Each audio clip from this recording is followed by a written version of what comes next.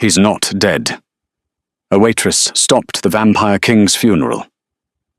What happened next shocked everyone. "Put the lid down," the priest commanded, his voice shaking against the thunder rolling over Nightcrest. "No," Marielle whispered, the silver tray trembling in her hands.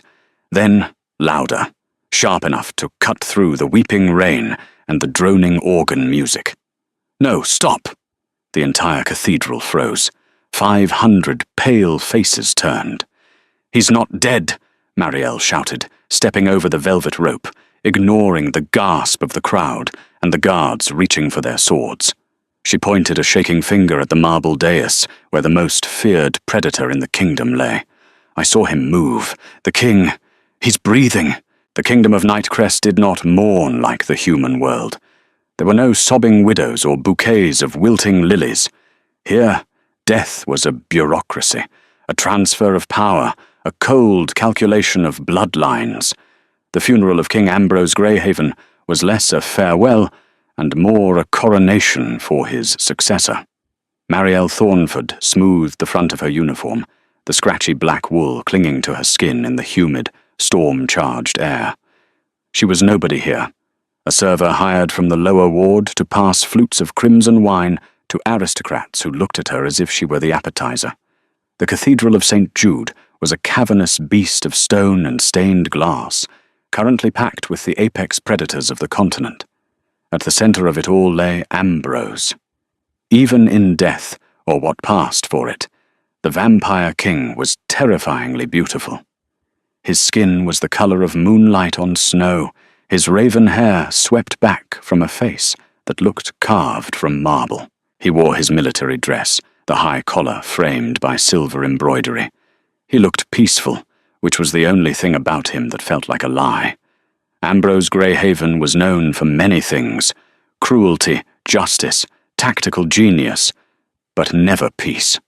"More wine, girl," a sharp voice snapped. Marielle jolted, turning to find Celestia Lakewood glaring at her. The Duchess was a vision in midnight blue silk, her eyes red-rimmed, not from tears, but perhaps from the stress of political maneuvering. "Apologies, Your Grace," Marielle murmured, pouring the vintage with a steady hand despite her nerves.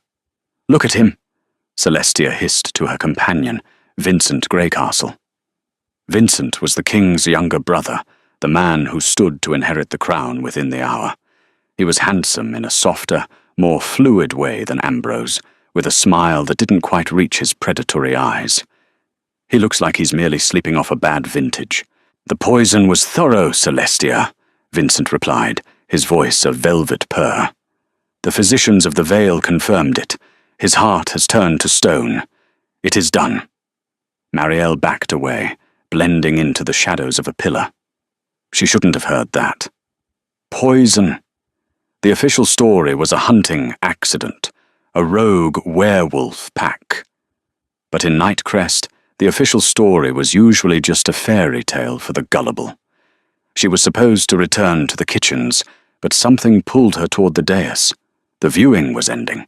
The heavy lid of the glass and lead coffin was being hoisted by 4 hulking guards. The high priest, a withered vampire named Philomena Frosthall, was chanting the rites of severance. Marielle found herself at the edge of the velvet rope. She had never been this close to royalty. Up close, Ambrose looked less like a monster and more like a tragedy. There was a scar running through his left eyebrow, a tiny imperfection that made him jarringly real. Thunder cracked directly overhead, shaking the cathedral foundations. The lightning flash illuminated the dais in stark, blinding white. In that split second of brilliance, Marielle saw it. A patch of fog. It was faint, no larger than a coin, appearing on the underside of the glass lid, directly above Ambrose's lips. Condensation. Breath. The lightning faded, returning the room to the gloom of candlelight, but the image was seared into Marielle's mind. Vampires didn't breathe. Not really. Not unless they were healing. Not unless they were alive. Philomena raised her staff. "We commit Ambrose Greyhaven to the eternal void, Let the lid be sealed. The guards moved to lower the heavy stone casing over the glass. If they sealed it, he would suffocate. Even an immortal needed air to recover from a coma. If they buried him now, he would wake up in the dark, clawing at stone until he went mad or starved. Marielle didn't think. The tray of empty glasses she was holding crashed to the floor, the sound shattering the solemn silence like a gunshot. "Stop!" The word tore out of her throat. Every head turned. The silence was absolute, heavy with the weight of 100 centuries of etiquette being violated. Vincent Greycastle stepped forward, his expression shifting from annoyance to amusement. A clumsy server. Remove her. "He's not dead!" Marielle scrambled over the velvet rope. Her heart was hammering against her ribs like a trapped bird. "I saw it. There was breath on the glass. He's breathing." A ripple of murmurs went through the crowd. Tanith Ironcrest, the captain of the Royal Guard, frowned, her hand drifting to the hilt of her sword. "The human is hysterical," Philomena stated coldly. "The king is gone. Remove this filth." Two guards seized Marielle's arms. Their grip was like iron vices. "Look at the glass!" Marielle screamed, thrashing against them. She locked eyes with Vincent. For a second, the mask slipped, and she saw genuine panic in his gaze. He knew. "Vincent knows! Look at the glass!" "Silence her," Vincent commanded, his voice dropping the velvet facade. "Now." One of the guards raised a gauntleted fist. Marielle flinched, closing her eyes, expecting the blow that would likely break her jaw. Thump! It wasn't the sound of a fist hitting flesh. It was a heavy, dull thud from inside the coffin. The guard froze. The cathedral fell silent again, so quiet you could hear the rain sizzling against the stained glass windows. Thump. A hand, pale, scarred, and trembling, slammed against the inside of the glass lid. Marielle gasped, sagging in the guard's grip. Ambrose's eyes were open. They weren't the serene, dead eyes of a corpse. They were wide, blood-red, and burning with a terrifying feral rage. He was looking straight up, disoriented, suffocating, and furious. "Gods above," Tanith Ironcrest whispered, drawing her sword not against Marielle, but stepping between the coffin and Vincent. The coffin lid shifted. The locks groaned. Ambrose was pushing. "He's a ghoul!" Vincent shouted, his composure shattering. "The poison corrupted his mind. He's a revenant. Kill it before he slaughters us all." "No!"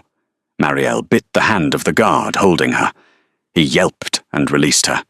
She didn't run away. She ran forward. She grabbed the latch of the glass coffin. It was cold, slippery with humidity. "Don't!" Celestia shrieked. Marielle threw the latch. The pressure from inside did the rest. The glass lid exploded outward, shattering into a million diamonds that rained down on the marble floor. Ambrose Greyhaven sat up. Shards of glass slid from his uniform. He gasped, a ragged, terrible sound, like air rushing into a vacuum. He looked around, wild and dazed, until his gaze landed on the only person standing within arm's reach. "Marielle," he lunged. The speed of a vampire king was a blur, a glitch in reality. One moment Ambrose was in the coffin. The next, he was on top of Marielle, pinning her to the cold stone steps of the dais. The crowd screamed. Guards rushed forward, spears lowered. Marielle stared up into the face of death. Ambrose's hands were clamped onto her shoulders, his grip bruising. His fangs were descended, sharp and glinting in the candlelight. He was starving. She could smell the decay of the poison sweating out of his pores, mixing with the scent of ozone and old blood. But he didn't bite. He hovered inches from her neck, his chest heaving. His pupils were blown wide, encompassing the iris, turning his eyes into black pools.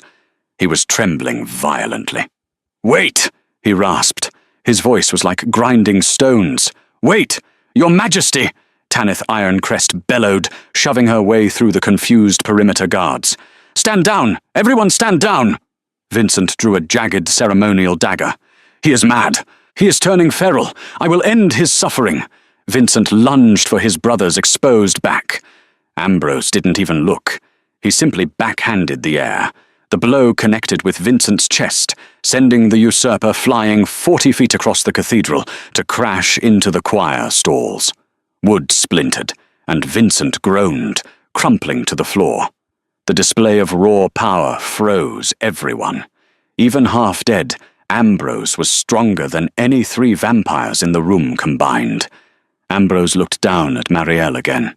The feral haze in his eyes was receding, replaced by confusion and pain.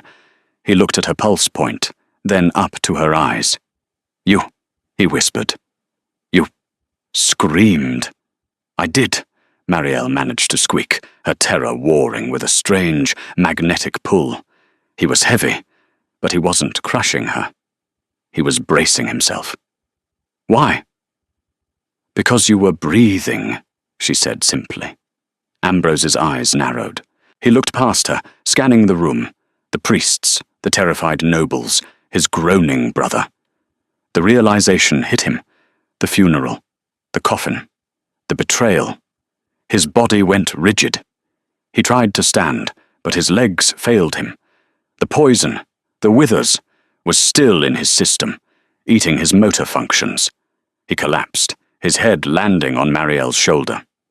"Get him off her," Tanith ordered. "No, touch him and he'll kill you." Theodore Whitshaw, the royal physician, rushed forward. "He's in a waking coma. His instincts are strictly defensive. If you pull him, he snaps." "He needs blood," Philomena Frosthall said, her voice dripping with malice.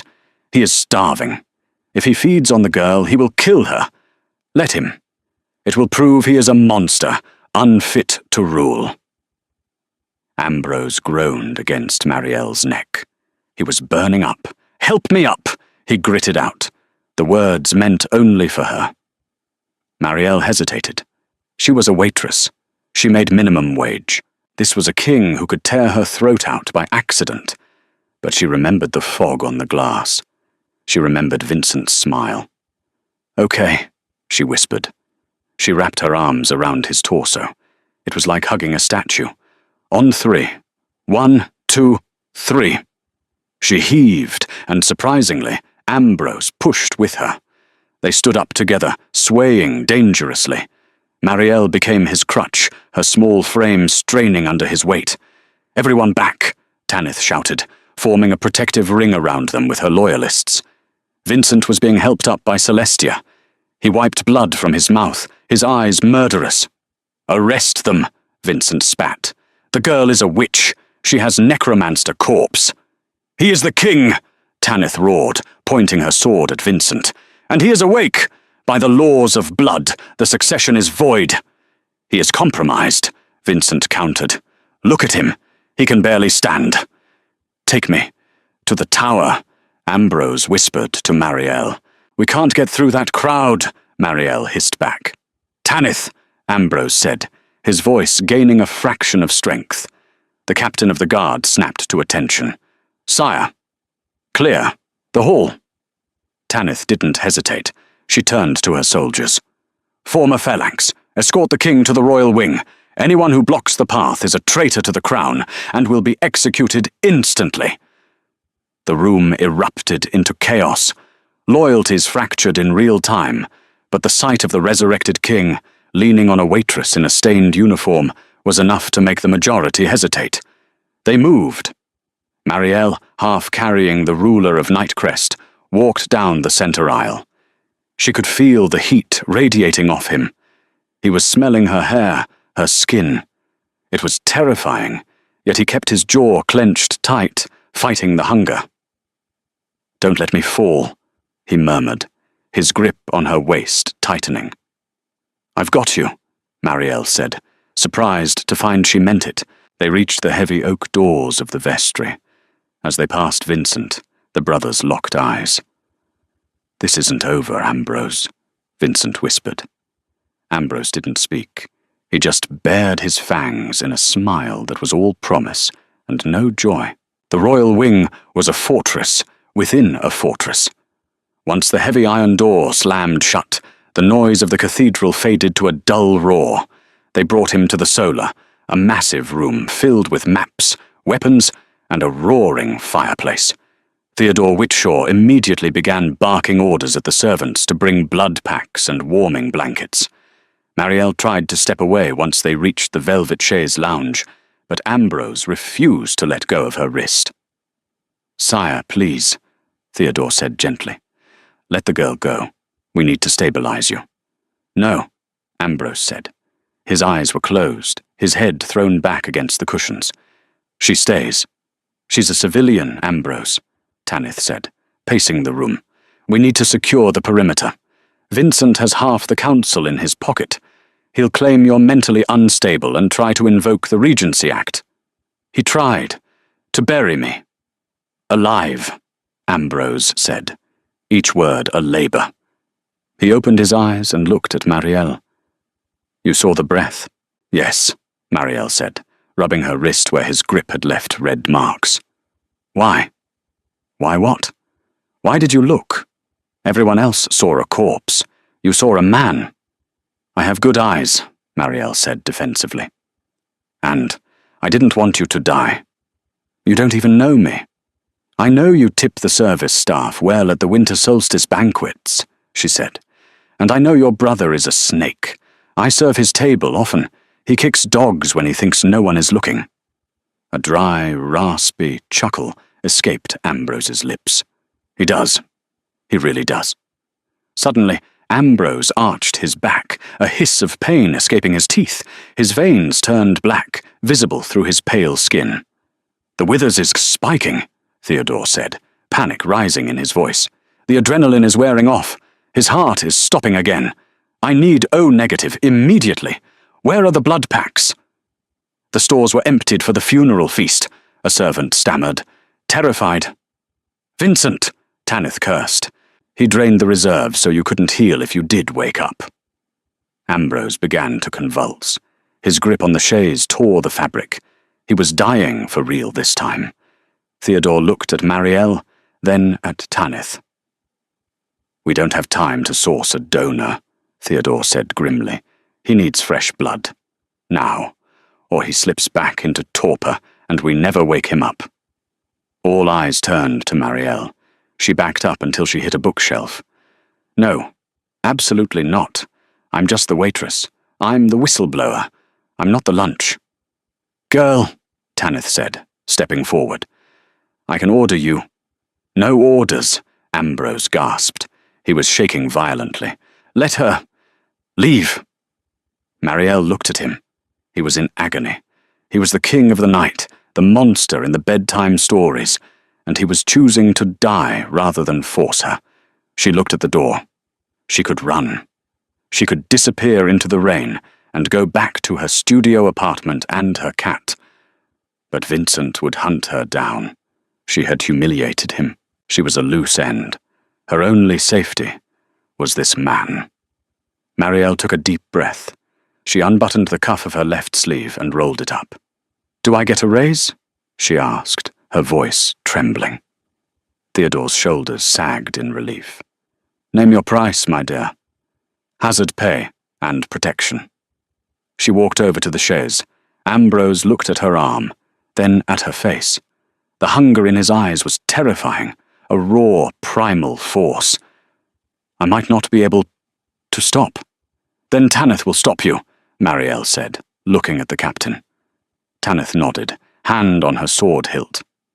Marielle sat on the edge of the chaise. She extended her wrist. Ambrose didn't grab her. He took her hand gently, almost reverently. His skin was ice-cold, hers was warm. He brought her wrist to his mouth. "I am sorry," he whispered against her skin. Then he bit. The pain was sharp, immediate, and shocking. Marielle gasped, gripping the back of the chaise, but as he drank, the pain dulled into a strange, numbing pressure. She watched him. The colour began to return to his face instantly. The grey pallor vanished, replaced by a flush of life. The black veins receded. His hair seemed to shine darker. He was drinking deep, desperate, gulps. "That's enough, sire," Tanith warned. Ambrose growled low in his throat, a warning sound. He tightened his grip. "Ambrose!" Theodore shouted. Marielle felt light-headed. The room swam. "Okay," she whispered. "Okay, big guy, that's enough." She put her free hand on the back of his head. His hair was soft. She gently tugged. Miraculously, he pulled away. He gasped, blood staining his lips, his chest heaving. He looked drunk, powerful, and terrifyingly alive. He licked a drop of blood from his lip, his eyes locking onto hers with an intensity that made her toes curl. "Marielle," he said. It was the first time he had used her name. His voice was no longer raspy. It was deep, rich, and commanding. Theodore rushed in to bandage her wrist. "You did well. Remarkably well." Ambrose sat up, swinging his legs off the chaise. He stood, and this time he didn't sway. He towered over them all. The power in the room shifted instantly. The air felt heavier, charged with static. "Tanith," Ambrose said. "Seal the castle. No one leaves. No one enters." "And Vincent? Let him run," Ambrose said darkly. "Let him think he has escaped. The hunt is better when the prey has a head start." He turned to Marielle. She was sitting on the chaise, holding a juice box the physician had shoved into her hands, looking pale and small. Ambrose knelt. The King of Nightcrest, the scourge of the north, went down on one knee before a waitress. He took her bandaged hand. "You saved me twice," he said. "Once with your voice, and once with your blood. I just didn't want the funeral to be boring," she joked weakly. Ambrose didn't smile. He looked at her with a terrifying solemnity. "You are under my protection now, Marielle Thornford. You are no longer a servant of this court." "What am I, then?" "You are the keeper of the king's life," he declared. "And tonight we have a kingdom to reconquer." He stood up and offered her his hand. "Are you ready to ruin a coronation?" Marielle looked at his hand. It was stained with her blood. She looked at the door where the storm was raging outside. She took his hand. "Lead the way." The hallway leading to the throne room was a gauntlet of shadows and silent judgment. Every tapestry seemed to watch them. Every suit of armor looked ready to animate and strike. Marielle walked on Ambrose's left, her hand still firmly gripped in his. To the casual observer, the terrified servants pressing themselves against the stone walls, the guards snapping to rigid attention, it looked like the king was leading her. A romantic, if bizarre, gesture. But Marielle knew the truth. She was the only thing keeping him upright. Ambrose was a monolith of will, but his physical body was failing. The blood she had given him was a temporary battery, a flare of energy that was already flickering. His weight leaned heavily against her shoulder, disguised by the heavy velvet of his funeral cloak, which he had draped over both of them. "Chin up," Ambrose murmured, his lips barely moving. "Look at no one. You are above them now." "I'm wearing orthopedic shoes and an apron," Marielle whispered back, her heart hammering a frantic rhythm against her ribs. "I'm not above anyone." "You are alive," Ambrose countered, his voice tight with pain. "In this castle, that is a rare privilege." They reached the massive double doors of the throne room. Tanith Ironcrest stepped forward, her armor stained with the blood of a few loyalists who had hesitated too long. She kicked the doors open. "King Ambrose Greyhaven!" she bellowed. "First of his name, Scourge of the North, returned from the void." The throne room was not empty. Vincent had fled, but the Viper's Nest remained. The High Council, 12 ancient vampires who managed the bureaucracy of Nightcrest, sat around the circular obsidian table below the dais. They froze as Ambrose entered. The air in the room dropped 10 degrees. Ambrose released Marielle's hand and stepped away from her. It was a terrifying gamble. If he stumbled, if he showed even a tremor of weakness, the council would tear him apart. They were opportunists, sharks circling a wounded whale. Ambrose walked. His stride was slow, deliberate. Thud, thud, Thud! He didn't walk to the table. He walked to the dais, ascending the stairs to the Iron Throne, a seat of fused swords and blackened steel that looked incredibly uncomfortable. He sat, not with a sigh of relief, but with the heavy, settling weight of a mountain. He stared down at the council. He didn't speak. He just let the silence stretch, heavy and suffocating, until one of the councillors, a thin man with skin like parchment, began to fidget. "Your Majesty," the councillor stammered, We were told you had passed." The physicians were wrong," Ambrose said. His voice echoed off the vaulted ceiling. "Obviously." He gestured to Marielle, who was standing awkwardly by the door. "Come." Marielle froze. Every eye in the room swiveled to her. She wanted to melt into the floorboards. But she saw the slight tension in Ambrose's jaw, the white-knuckle grip he had on the armrest. He needed her close. She walked up the aisle, the sound of her rubber soles squeaking slightly on the polished marble. It was the longest walk of her life. She ascended the dais and stood at his right hand. "This is Marielle Thornford," Ambrose announced. "She saw what you did not. She heard what you ignored. As of this moment, she is the keeper of the life. Her word is my voice. Her safety is the safety of the crown." Celestia Lakewood, who had remained behind when Vincent fled, stood up. She looked composed, though her hands were trembling. "A human, sire?" she asked, her voice dripping with disdain. "A servant? Is this wise? The peerage will revolt. They will say the poison affected your mind." Ambrose leaned forward. The candlelight caught the feral red of his eyes. "Let them revolt," he snarled softly. "I am hungry, Celestia, and a revolt sounds like a feast." The threat was naked and terrifying. Celestia paled and sat down. "Where is my brother?" Ambrose demanded. He left via the Shadow Gate, sire," Tanith reported, stepping up to the dais. "He took the West Garrison with him. We are effectively under siege from within our own borders."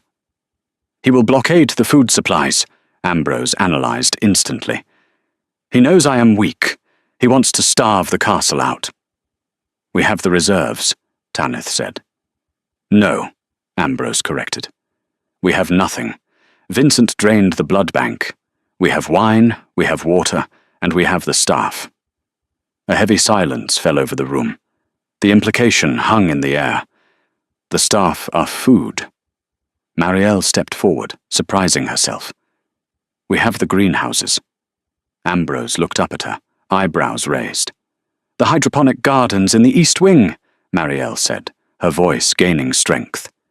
"They grow synthetic hemoglobins for the vegetarian faction of the court. Vincent wouldn't have destroyed them.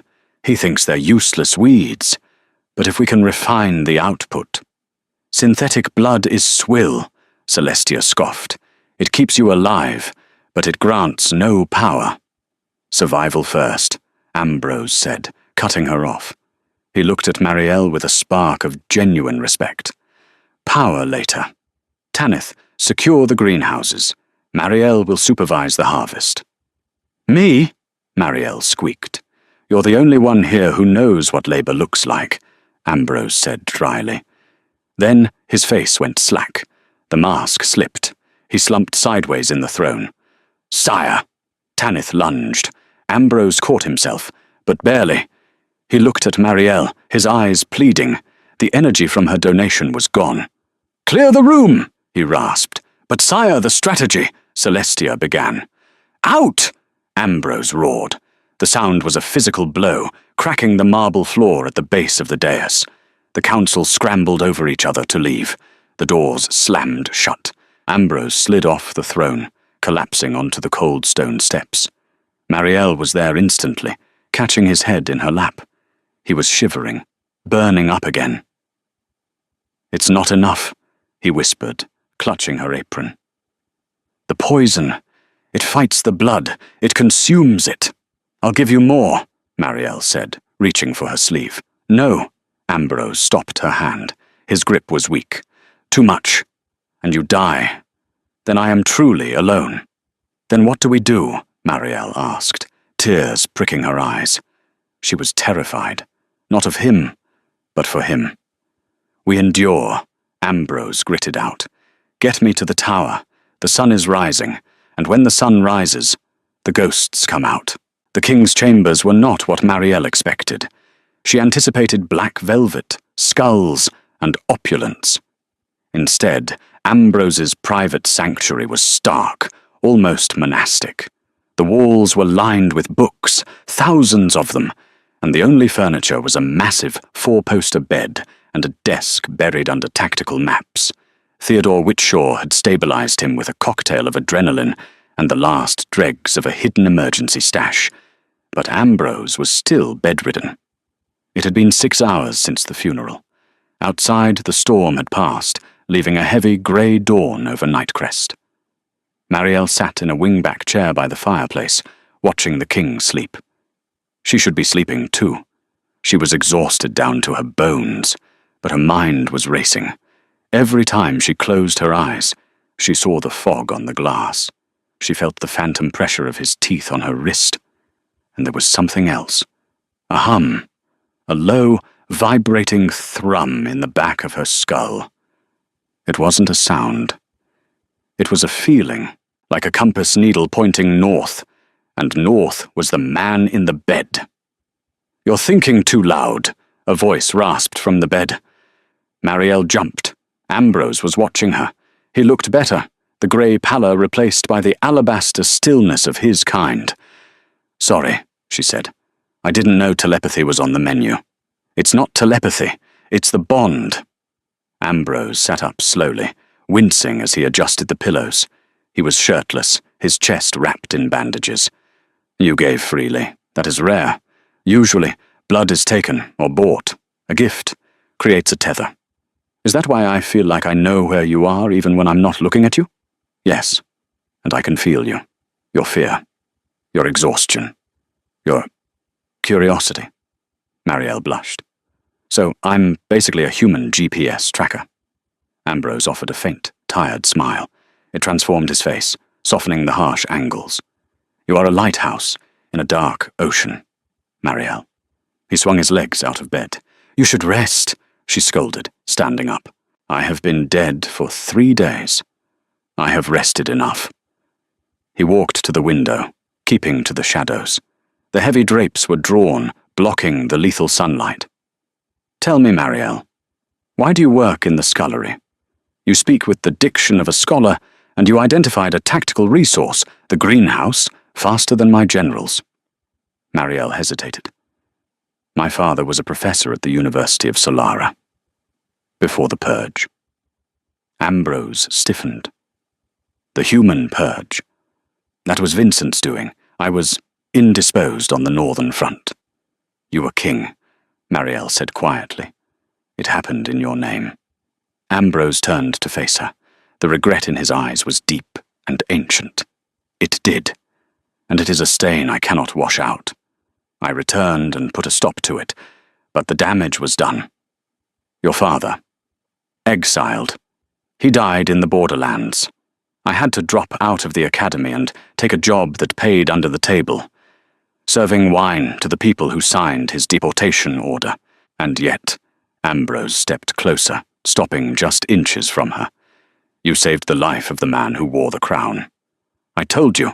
Marielle looked up at him, refusing to flinch.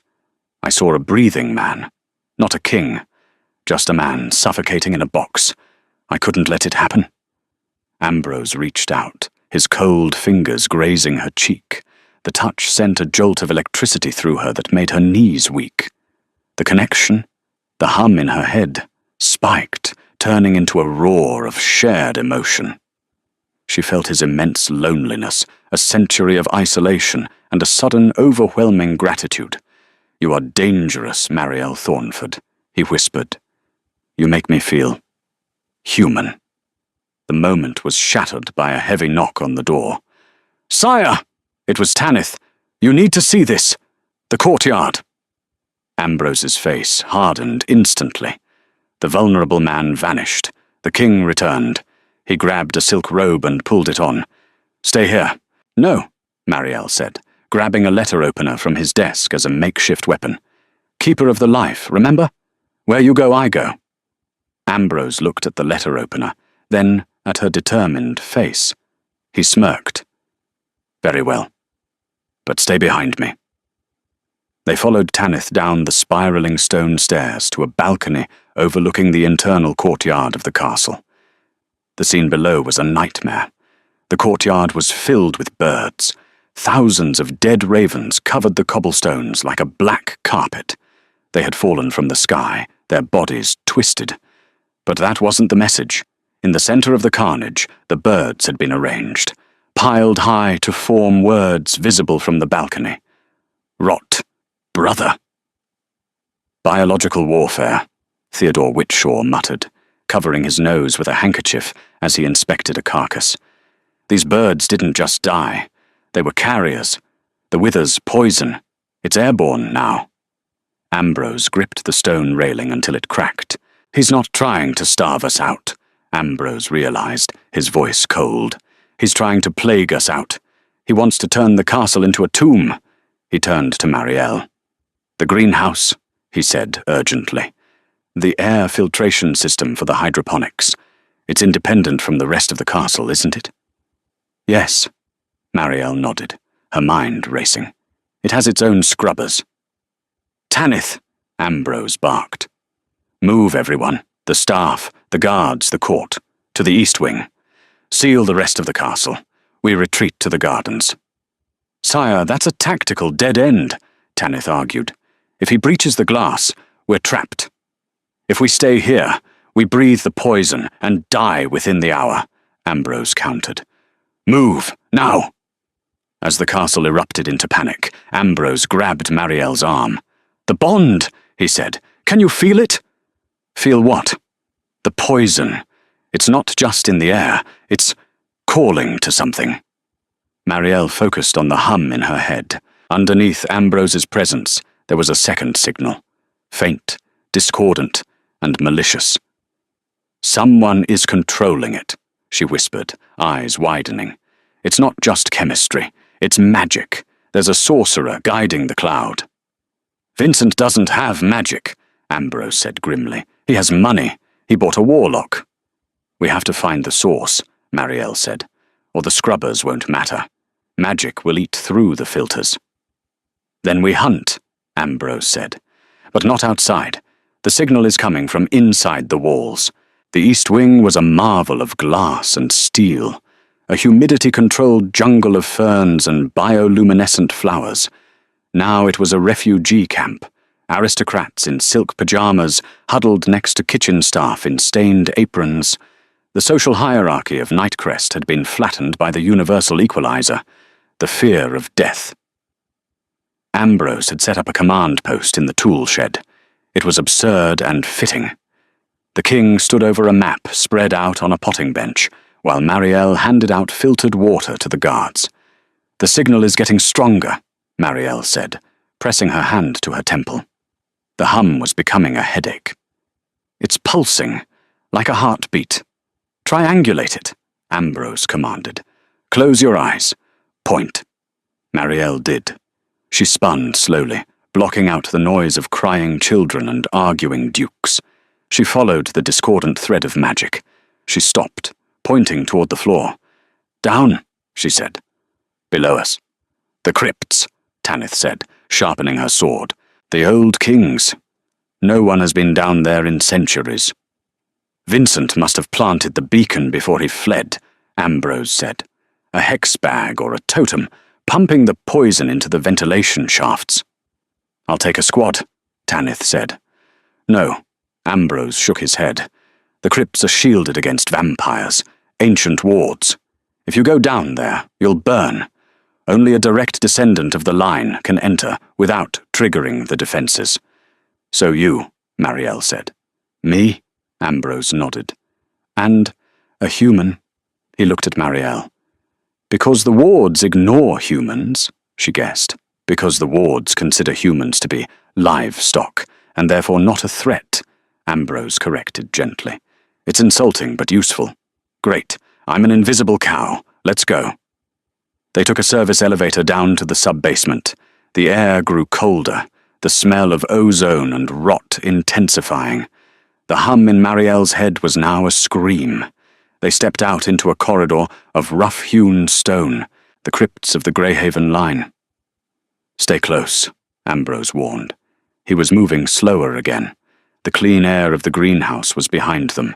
Down here, the poison was seeping in. His strength was fading. They reached the main burial chamber. It was a vast, circular room, lined with stone sarcophagi. In the center stood a statue of the first king, holding a bowl of eternal fire. But the fire wasn't orange. It was sick, chaotic green. And standing next to the fire was not a totem. It was Philomena Frosthall. The high priestess turned, a smile stretching her withered face. She held a staff made of twisted bone, pulsing with the same green light as the fire. "I knew you would come, Ambrose," she crooned. "You always were too sentimental about your ancestors." "Philomena!" Ambrose spat. "You betrayed the crown for Vincent." "Vincent!" Philomena laughed, a dry, cracking sound. "That preening idiot! No, Vincent is a wallet. I serve a higher power, the void itself." She slammed the staff onto the ground. The green fire flared, forming a wall between Ambrose and the exit. "The Withers was never meant to kill you, Ambrose," Philomena explained, walking around the fire. "Death is too easy. The poison was a catalyst, to hollow you out, to make you a vessel." "A vessel for what?" Marielle demanded, stepping out from behind Ambrose. Philomena looked at Marielle with genuine curiosity. "And you, the anomaly, the waitress who screamed. You ruined the ritual, child. He was supposed to die and rise as a husk. But you tethered his soul back to his body." "And I'll do it again," Marielle said, bluffing with all her might. "We shall see." Philomena pointed the staff at Ambrose. Ambrose roared and lunged, but he was too slow. A bolt of green energy hit him in the chest. He flew backward, slamming into a sarcophagus. He didn't get up. He writhed, clutching his chest as the green light began to snake under his skin. "Ambrose!" Marielle screamed. "He is turning," Philomena said calmly. "The beast is taking over. Once the soul is burned away, only the hunger remains. He will tear you apart, girl. And then he will tear the world apart." Ambrose was growling, a sound that wasn't human, wasn't vampire. It was the sound of a trapped animal losing its mind. His eyes rolled back, turning entirely white. His claws lengthened, scraping sparks against the stone floor. He looked at Marielle. There was no recognition in his face, only appetite. Philomena lowered the green firewall, creating a path, but not for escape. "Go on, my king," she whispered. "Eat." Ambrose crouched, muscles coiling to spring. He was looking right at Marielle's throat. Marielle stood her ground. She dropped the letter opener. It clattered loudly on the stone. She stepped forward, toward the monster. "Ambrose," she said, her voice shaking but clear. "I know you're in there. Follow the lighthouse." The beast snarled, saliva dripping from fangs that looked twice as long as before. He took a step toward her. "Ambrose, look at me!" Marielle shouted. She reached out with her mind, pushing all her fear, all her hope, down the invisible bond that connected them. "Come back." The beast froze. He shook his head, as if shaking off a fly. Philomena frowned. "Kill her!" Ambrose roared, a deafening sound that shook dust from the ceiling. He leaped, but not at Marielle. He sailed over her head, a blur of motion, and crashed into Philomena. The priestess shrieked as Ambrose's claws tore through her robes and into the bone staff. He wasn't attacking her. He was attacking the source of the magic. With a sickening crunch, the bone staff shattered. The green fire imploded. A shockwave of magical force blasted outward. Marielle was thrown back, hitting the wall hard. Darkness rushed in at the edges of her vision. The last thing she saw was Ambrose, standing amidst the ruins of the fire, the green light fading from his veins, looking down at his own hands in horror. Then, The floor beneath them gave way. The explosion had cracked the foundation of the ancient crypt. With a rumble that felt like the end of the world, the floor collapsed into the subterranean river below. Marielle fell. Ambrose fell. And the darkness took them both. The world was cold, wet, and smelled of ancient stone. Marielle coughed, expelling water from her lungs. Her entire body ached. She was lying on a bank of coarse black sand. The roar of a river echoed in the distance, but here the water lapped gently against the shore. "Ambrose!" she rasped. The name tore at her raw throat. There was no answer. Panic, sharp and immediate, flooded her system. She sat up, fumbling in the pitch darkness. Her hands brushed against wet rock, driftwood, and then velvet. "Ambrose!" He was lying half in the water, his body tangled in the shredded remains of his funeral cloak. He was ice cold. Not the cool temperature of a vampire, but the deep, unnatural chill of a statue in winter. Marielle dragged him up onto the sand. It took every ounce of her strength. He was dead weight. "Wake up!" she pleaded, slapping his cheek. "You don't get to die in a cave. That's a cliché." He didn't move. There was no breath, no pulse. The bond, the lighthouse hum in her head, was silent. She pressed her ear to his chest. Silence. The fall had killed him, or the water, or the magic. "No," Marielle whispered. Tears hot and angry spilled down her cheeks. "No, I did not fight a high priestess for you to drown." She remembered the crypt. You tethered his soul back to his body. If blood was the battery, maybe the connection was the jump-starter. Marielle placed her hands on either side of his face. She closed her eyes and focused. She didn't reach for magic. She didn't have any. She reached for him. She remembered the way he looked at her in the solar, the anger in his eyes when he defended her, the loneliness she had felt through the bond. "Come back," she commanded in the silence of her mind. "I am here. Find me." Nothing. She leaned down and kissed him. It wasn't romantic. It was desperate. A breath of air into still lungs, a plea, a spark. It started in her chest, a sudden flare of heat, and rushed outward. She felt it pass through her lips and into him. Ambrose gasped. He arched his back, water spilling from his mouth as he coughed violently. The sound echoed like a gunshot in the cavern. "Breathe," Marielle sobbed, rubbing his back. "Just breathe." Ambrose collapsed back onto the sand, shivering uncontrollably. Cold, he chattered. "So cold." "I know," Marielle said. She looked around. Darkness. No wood for a fire that wasn't waterlogged. "My blood," Ambrose stuttered. "It's dormant. The cold slows the flow." He was going into hibernation. If he fell asleep now, his heart would stop again, and this time she might not be able to restart it. He needed heat. Marielle didn't hesitate. She lay down on the sand beside him. She pulled the sodden, heavy velvet cloak over both of them, creating a cocoon. Then she wrapped her arms and legs around him, pressing her warm, human body against his freezing one. "What are you doing?" he whispered, his teeth chattering. "Saving your unlife," she muttered, shivering as the cold from his skin seeped into hers. "Sharing body heat. It's basic survival." "It is improper," he murmured, though he buried his face in the crook of her neck, seeking the warmth of her pulse. "You bit me 3 hours ago," Marielle retorted. "We're past improper." They lay there in the dark, the sound of the underground river rushing by. Slowly, the shivering subsided. Ambrose's skin began to warm, stealing heat from hers. "I lost the signal," Ambrose said quietly, his voice vibrating against her collarbone. "When we fell, I thought I was gone." "You were," Marielle said. "I called you back. I heard you," he confessed. "It wasn't a voice.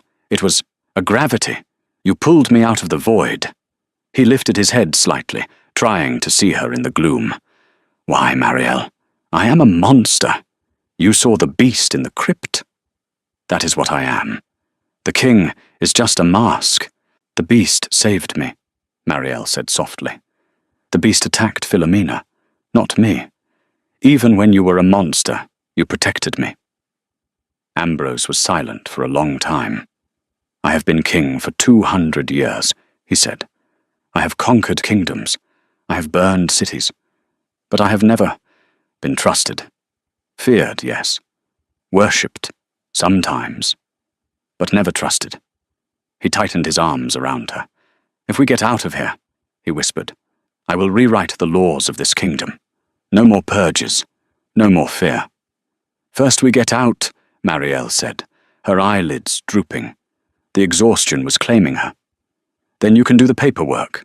Sleep, Ambrose commanded gently. I will watch the dark. And for the first time in history, the vampire king kept watch while a human slept in his arms. Not as prey, but as his savior. They walked for hours. The underground system was a labyrinth of bioluminescent fungi and slick rock. Ambrose was recovering, his night vision guiding them through the treacherous terrain. He held Marielle's hand constantly, pulling her over ravines and steadying her on slippery slopes. Where does this river go? Marielle asked, her voice echoing. It feeds the castle cisterns, Ambrose said. Ideally, if we follow the current upstream, we should find the intake pumps. And if we find them, we're still miles underground. There are maintenance shafts, Ambrose said. The Greyhaven ancestors built this castle on top of a dormant volcano. These tunnels, they are the veins of the mountain. They turned a corner and stopped dead. They weren't in a tunnel anymore. They were in a colossal geode. The walls were lined with crystals the size of houses, glowing with a soft, purple light.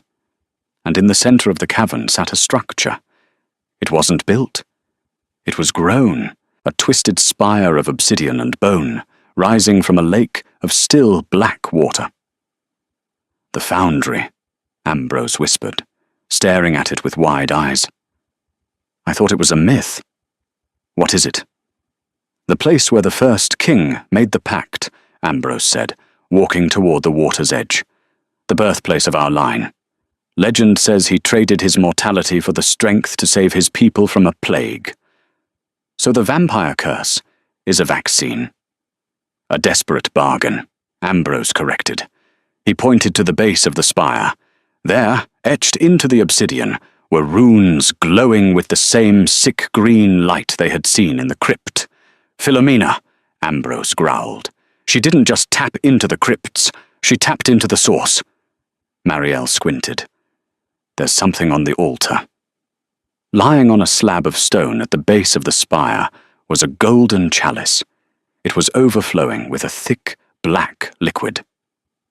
The withers, Ambrose realized. It's not just poison.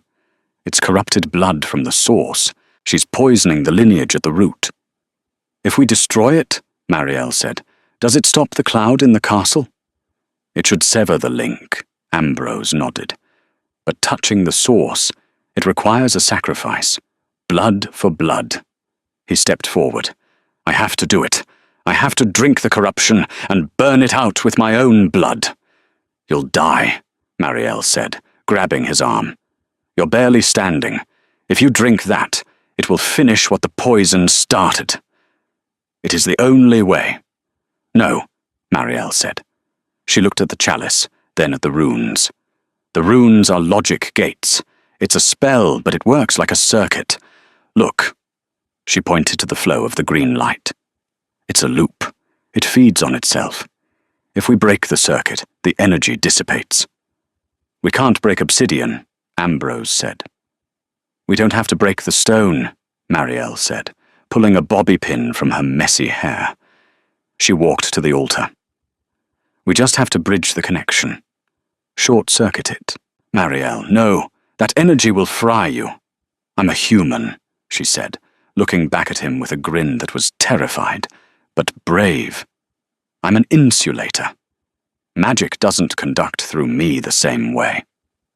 Before he could stop her, she jammed the metal bobby pin into the groove of the rune, connecting the input line to the output line. Crack! A spark of white light exploded from the rune. The green glow flickered, then strobed violently. The bobby pin turned red-hot, burning Marielle's fingers. She yelped but didn't let go.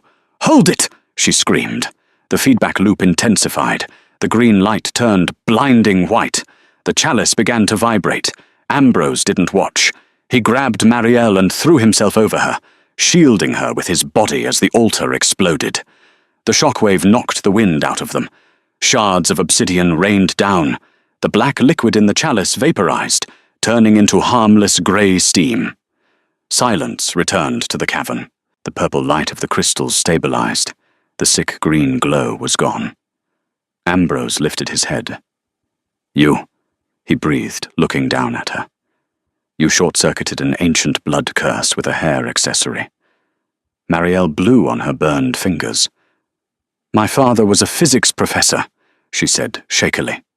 "Magic is just energy with an ego. You just have to know how to ground it." Ambrose laughed. It was a full, rich sound that bounced off the crystals. He pulled her up and kissed her, hard, joyful, and full of life.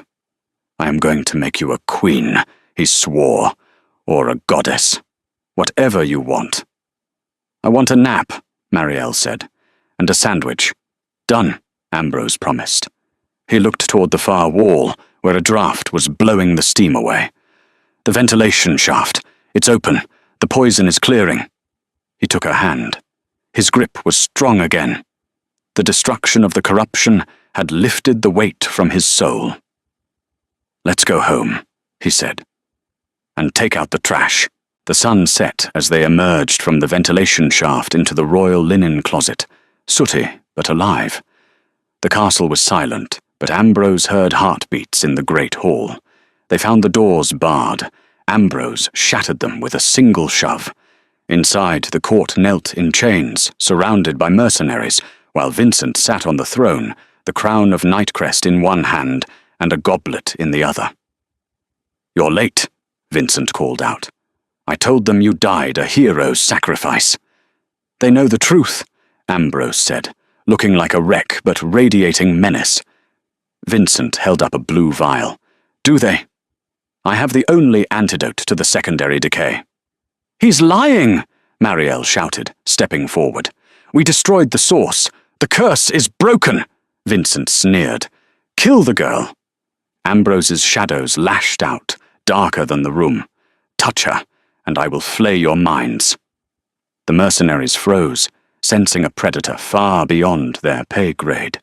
"Cowards!" Vincent spat, drawing his silvered sword. He blurred forward, but Ambrose caught his wrist mid-swing, cracking the air. "You never learned leverage," Ambrose said calmly, sweeping Vincent's legs and slamming him to the marble. He placed a foot on Vincent's chest. "Do it," Vincent goaded. "Prove you're the monster." "No." Ambrose stepped back. "I am done with fear. Captain Tanith, arrest him." Tanith stood up, grinning through a bloody lip. "With pleasure." Vincent laughed manically, pulling a detonator. "If I don't win, no one does." He clicked the button repeatedly. Nothing happened. "Looking for this?" Celestia Lakewood called from the balcony, holding a bundle of wires. "I don't like it when people try to blow up my shoe collection." Vincent's face crumbled before Tanith knocked him out cold. The room erupted in cheers. Ambrose ignored them all, scooping an exhausted Marielle into his arms. "Is it over?" she mumbled. "Yes." He kissed her forehead. "The funeral is officially cancelled. The coronation of King Ambrose was held. It was different. The doors of the cathedral were thrown open to the city.